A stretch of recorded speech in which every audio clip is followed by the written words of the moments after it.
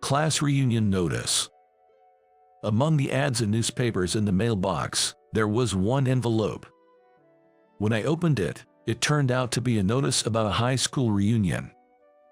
When was the last time a reunion was held? Maybe about 10 years ago. In any case, it's been quite a while. The organizer listed on the notice was David. David, that's unexpected, him taking on such a bothersome role. As I was reminiscing about the past, suddenly, the front door opened. "Excuse me, Dr. Brown. I fell off my bike, and my front tooth is wobbly. Can you take a look at it? Are you okay, Mary? Come on into the examination room. I'll take a look right away." "Thanks, Doc. I'm John Brown. I run a dental clinic in a village that's been facing depopulation. Up until 2 years ago, I was working at a dental hospital in the city, but this village had neither a clinic nor a hospital, only a mobile clinic that came by a few times a month with general practitioners and surgeons. Hearing that, I decided to be a dentist here. When I first arrived, I found that most of the villagers had cavities or periodontal disease during dental checkups. Maintaining oral health is actually very important. There was someone whose headaches went away after treating their cavities. Another person said their digestion improved after their periodontal disease was treated because they could enjoy their meals again. The dental clinic was well received by the villagers. There are a lot of nice people in this village. They share vegetables and fruits they grow at home, and since I'm single, they bring me various side dishes, worrying about my diet. Dr. Brown, would you like some pork beans? Thank you, Linda. Your pork beans is delicious. I love it. Especially, the ladies often bring various things, but there is also something a bit troubling. Dr. Brown, take a look at this photo.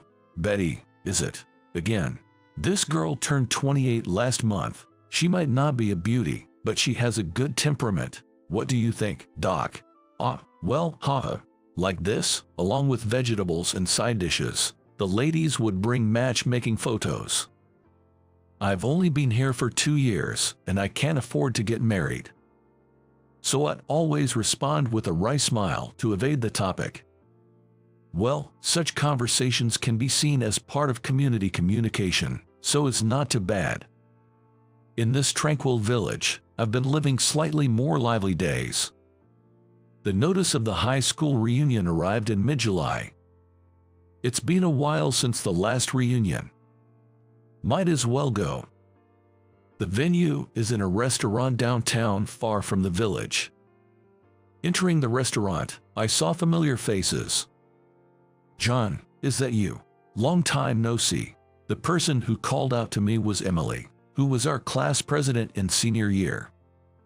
"It's been a while." "Stop that, it's been nearly 15 years since we graduated. We met at a previous class reunion, and the smile on her face hasn't changed since then. And I'm not Smith anymore, I'm Davis. And I'm not Williams anymore, I've become Taylor. Things I thought hadn't changed, but it seems a lot can change in 10 years. I'm still Johnson, though I got married, but yeah. Well, men's last names usually don't change, do they? I guess you're right." It was a time when I was laughing and talking with some old friends. The organizer, David, suddenly interrupted the conversation. "Is everyone doing well? I'm currently the office manager at Jackson General Hospital. How about you all? Is work going good?" David's grand entrance made the previously friendly atmosphere go quiet. Jackson General Hospital, that's his family's place, right? I wondered why he suddenly started talking about his family business. Office manager at your parents' hospital. I've seen that in dramas. The hospital office manager isn't that big of a deal, right? Wait, wasn't David aiming for medical school? Didn't he become a doctor? The reactions were not what he had expected, and David's face fell. Just then, Emily looked at me as if remembering something. "John, you went to dental college, right? Are you working as a dentist now?" "Yeah, Weren't you working at the dental hospital affiliated with the university? Before I could answer, Tom, my closest friend, replied to Emily's question.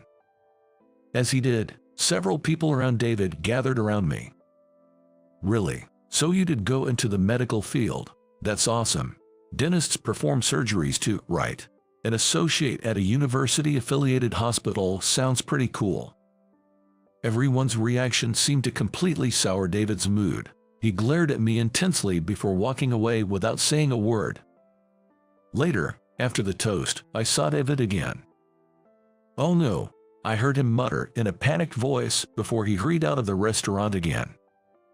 During this 10-year reunion with my classmates, little groups formed here and there as everyone shared updates about their lives and reminisced about our high school days. "By the way, Tom, I don't work at the dental college anymore." "Really? Where are you working now?" "I've been running a dental practice in a small rural town for the past 2 years. It's a peaceful and quaint place." At first, everyone was surprised that I had left the university hospital on my own, but they became very interested as I talked about my life in the village. "John, you're still single. You should try arranged dates. That might suit someone shy like you." "Don't talk like it's none of your business," I said, joining in the laughter with the guys. Then, Emily nostalgically chimed in. "Being a dentist in the countryside suits you, John. You were always kind in high school and seemed like the type who couldn't leave villagers without a doctor." "I get it. That's so John. Always approachable and soft-spoken. Unlike David, who always came off as condescending and was hard to talk to, but with John, it was easy." As everyone started to say similar things, I began to feel a bit embarrassed. That's when David came back. "Really? John is running some dentist's office in a sleepy, shrinking town. That fits a plain guy like you. Ha ha ha." His comment ruined the pleasant atmosphere once again. David really hadn't changed at all. Always trying to make himself look better by putting others down. Disappointed by his unchanged behavior, Tom seemed to think the same thing. "David's the same as ever. Can't join the conversation without looking down on others, huh?" he said with a sigh of relief.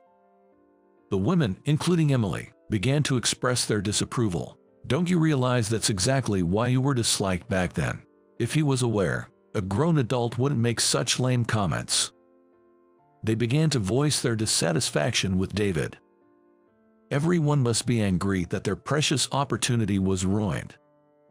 However, while David looks embarrassed, he says, "Oh, I'm honest at heart and can't lie." He protested, wondering if he was unable to back down, but he seemed to be aware that he was in pain. The target was on me, who had been silent for a long time. "You all are making a fuss over John, but is that story about him leaving the university hospital true? What if he was actually so incompetent that he got fired and had to flee to the countryside?" I was about to retort angrily when I saw something black flying towards David. I thought something black was flying toward David, but at the same time, a woman's voice said, "It's probably you who is useless, bro. Flunked out 3 times and still couldn't get into maid school. Can't even handle accounting. You had to beg Dad to put you in a cushy job as a director with just a title, didn't you?" Before everyone could react, more scathing words followed. David, making a sour face, picked up the black wallet that had fallen to his feet. The black object that had flown through the air was this. "Just go home. That's what you say to your sister, who came all the way to bring your wallet. Leaving your important wallet at home, you'll always be a klutz." David was scolded by his sister and looked a bit sulky.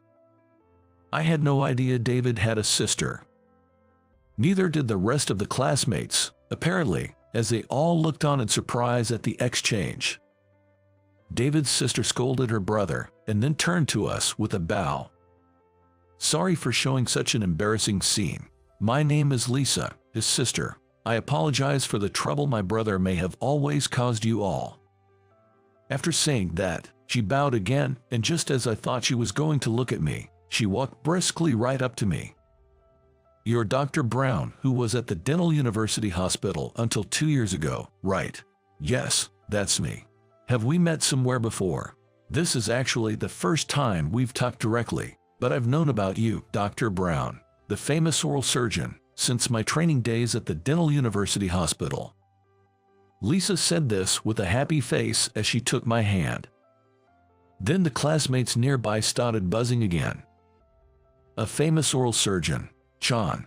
John is such a renowned doctor. So, is Lisa a dentist too? Does that mean Lisa is John's junior? Lisa received the barrage of questions from the classmates with a smile. I'm a dental hygienist, actually. Unfortunately, I'm not a dentist. Dr. Brown has been known as a genius in oral surgery since his time at the Dental University, she replied. With Lisa's answer, everyone's gaze turned to me all at once. No, you're exaggerating. I'm not that special. I tried to deny it in a hurry, but my classmates were still buzzing. When I worked at the university hospital, indeed, the typical dental treatments like cavities weren't the main part of my job. My job was to perform surgeries on people who had injured their teeth or jaws in car accidents, or who had tumors in their jawbones. Of course, the success of an operation isn't due to my efforts alone. Anesthesiologists, nurses, and many others' cooperation are needed for success. Dr. Brown, I'm really sorry to ask in such a place, but may I make a request? Out of the blue, Lisa said something so serious after being so formal. Her expression was unusually intense. Thinking that she might have some important matter to discuss, we decided to move to a table in the corner of the venue. Shall we head over to that table then? Although our classmates seemed eager to listen in, they respectfully didn't follow any further. Before moving to the table, Lisa forcibly pulled David along with her, and once the three of us were seated, she began to speak with a serious look on her face, saying, "Actually, it turns out that a man was seriously injured during a rugby game yesterday and had to be rushed to the emergency room. He had a fractured jaw and several broken teeth." Lisa seemed to be thinking about the patient and was wondering where to transfer her case, since the dentist at Jackson General Hospital couldn't handle the situation. However, because the injured man is a well-known player, David believes that if the hospital successfully performs the surgery, it would attract a lot of attention and become famous. He's been at odds with Lisa, opposing the transfer. David, Lisa's right, you know. We as medical professionals always have to think about what's best for the patient. Mark, the player, should be treated right here. David cut me off. Apparently, he doesn't want to hear my opinion, which is same as Lisa's. Lisa then glared at David. That's why, when I heard the rumor that Dr. Brown might leave the affiliated hospital of the Dental University, I asked you to poach him for our hospital, but you, David, ended up doing nothing.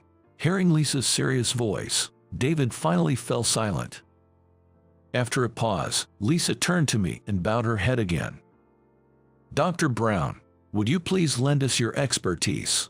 Me. Could you do the surgery at my hospital? Lisa continues to bow her head as I look confused. Our hospital is out of its depth with this case, and to be honest, I don't think the chances of a successful surgery are high at any other hospital. The only one who can get Mark back in the game is you, Dr. Brown. Please, I'm begging you. Moved by her desperation, I agreed to immediately check Mark's medical records and condition. Lisa was right. His injuries were severe. When I greeted Mark, who couldn't speak, he begged me with written words, his handwriting trembling, "Doctor, please, I want to get back to my team and play again soon." Convinced by his written plea, I resolved to help him. The next day, I consulted with Dr. Hill, the dentist at Jackson General Hospital, and arranged for him to assist me with the surgery, with Lisa helping as a dental hygienist. The surgery, which took just over 6 hours with everyone's cooperation, was a success.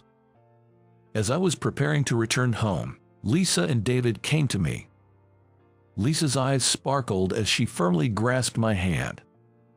Watching Dr. Brown perform the surgery was inspirational. Your skill is just as the reputation says. No, even greater. It was a great learning experience. Thank you so much. No, I should be thanking you for the precise assistance. You truly are an excellent hygienist, Lisa. I can't believe that Dr. Brown praised me. I'm so happy. As we shook hands vigorously, I found her excitement endearing. Then David said something surprising. John, thank you. It was really helpful. I apologize for all the rude things I've said. What? I heard something very uncharacteristic of David, but I'll take it at face value. Remember, Mark needs complete rest for a while, so please be careful with him. I was surprised by David's uncharacteristic words, but his gratitude was clear. After a friendly laugh, David bowed deeply and silently. If there's anything you're concerned about, don't hesitate to get in touch. Everyone back in the village is waiting for me, so I'll take my leave now. After bidding farewell, I returned to the village. A month later, I heard that Mark was set to be discharged from the hospital. The surgery had become a topic on internet news, and the villagers praised me a lot for it. Perhaps because of that, I've noticed a slight increase in people bringing me matchmaking photos. Mark, after being discharged, praised the hospital's aftercare, and the hospital's reputation seems to be very good. At the next reunion, I imagine everyone will be pleasantly surprised by the change in David. Dr. Brown, I've had this canker sore for 3 days now. What should I do? Patients keep coming to the small dental clinic in the village. I want to be of help to them in any way I can. I want to help them. That must be the essence of being a medical professional. I will deal with many more patients in the future.